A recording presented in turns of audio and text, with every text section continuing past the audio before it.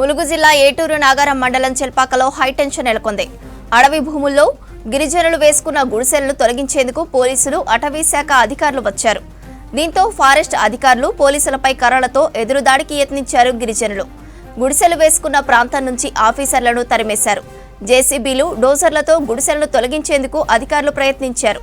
దీంతో గిరిజనులకు అధికారుల మధ్య తీవ్ర వాగ్వాదం జరిగింది. ములుగు జిల్లా ఏటూరు నాగారంలో ఉద్రిక్తతలకు సంబంధించి మరిన్ని డీటెయిల్స్ కృష్ణమోహన్ అందిస్తారు. కృష్ణమోహన్, గొడవకు కారణం ఏంటి?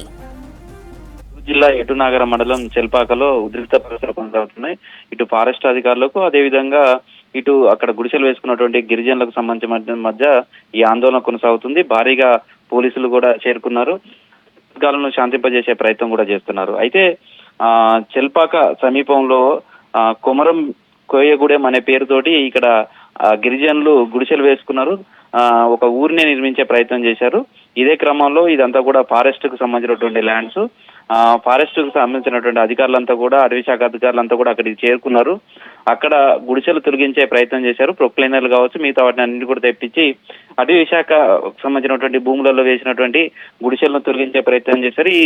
ఈ క్రమంలోనే ఇటు ఆదివాసీలు కూడా ఇటు ఫారెస్ట్ అధికారుల మీద, అటు పోలీసుల మీద కూడా తిరగబడ్డారు. దీంతో పెద్ద ఎత్తున రెండు వర్గాల మధ్య ఆందోళన కొనసాగడం, దీంతో ఉద్రిక్తత పరిస్థితులకు కారణమైంది. ఇది పూర్తిగా అటవీకి సంబంధించినటువంటి భూమి.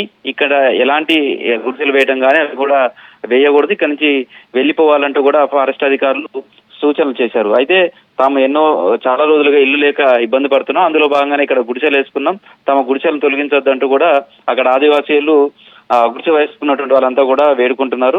ఈ నేపథ్యంలో ఇటు ఫారెస్ట్ అధికారులకు, గిరిజనులకు మధ్య ఈ గొడవ కొనసాగుతుంది. జేసీబీలు, డోజర్లతోటి ఈ గుడిసెలన్నీ కూడా అధికారులు తొలగించే ప్రయత్నం చేస్తున్నారు. వాటిని అడ్డుకునే ప్రయత్నం గిరిజనులు చేస్తున్నారు. తమకు నిలువ నీడ ఉండే విధంగా కూడా చూడాలి అంటూ కూడా వాళ్ళు అధికారులకు విజ్ఞప్తి చేస్తున్నారు. ఈ క్రమంలోనే గుడిసెలు తొలగిస్తుండడంలో అడ్డుకోవడం, దాన్ని ప్రతిఘటించే సమయంలో కర్రలు, రాళ్లతో కూడా ఎదురుదాడి చేసే ప్రయత్నం కూడా చేశారు. దీంతో పోలీసులు పెద్ద ఎత్తున మోహరించారు, అక్కడికి చేరుకున్నారు. వారంతా కూడా ఈ గొడవను సద్దుమణిగించే ప్రయత్నం చేస్తున్నారు.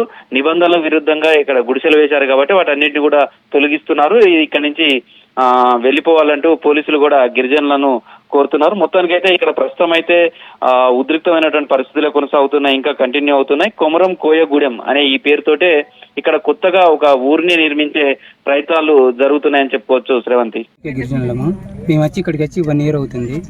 ఇప్పటికీ ఫారెస్ట్ అధికారులు, పోలీసులు ఒక 5-6 సార్లు పీకేయడం జరిగింది. పీకుతుంటే మేము వేస్తున్నాము. ఇలా తీసేయంగా మాకు ఇప్పటికి వచ్చేసి 1 year అవుతుంది.